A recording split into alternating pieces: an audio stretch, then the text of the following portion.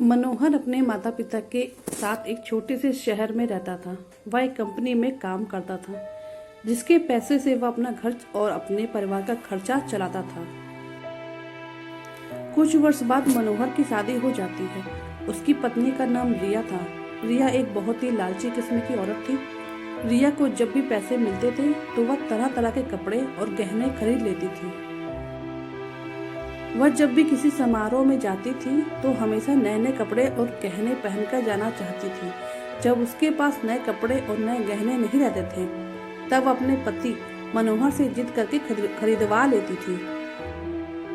उसकी लालच से उसका पति भी तंग आ गया था। मनोहर रिया को हमेशा समझाया करता था कि हमारी कमाई उतनी नहीं है कि मैं तुमको हर समारोह में जाने के लिए अलग अलग तरह के कपड़े और गहने खरीद कर लाया करूं।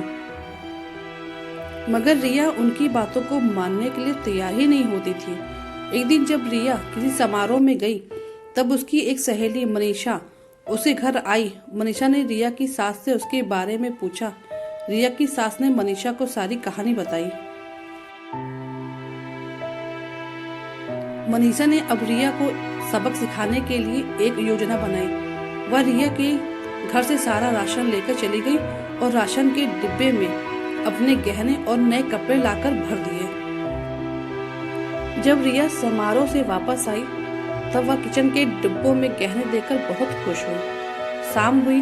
जब रिया खाना बनाने गई तब उसे राशन नहीं मिला। तब उसने अपनी सास से पूछा, राशन कहाँ गया? की सास ने जवाब दिया, मैंने सारा राशन और घर का सारा सामान बेचकर तुम्हारे लिए गहने और कपड़े खरीद लिए हैं। तुम बदल बदल कर हर दिन नए पहनो। रिया बोली, मगर खाने के बिना मैं गहने और कपड़ों का करूंगी क्या? तब इसकी सहेली मनीषा आई और उसने रिया को सब कुछ बताया कि यह तुमको सबक सिखाने के लिए किया गया था।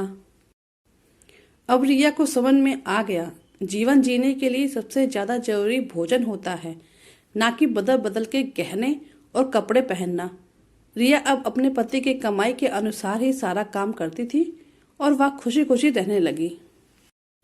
तो दोस्तों, कैसी लगी ये कहानी? आपको अच्छी लगी तो चैनल को लाइक और सब्सक्राइब करिएगा और कमेंट करके जरूर बताइएगा कि किस किस के साथ ऐसा हुआ है।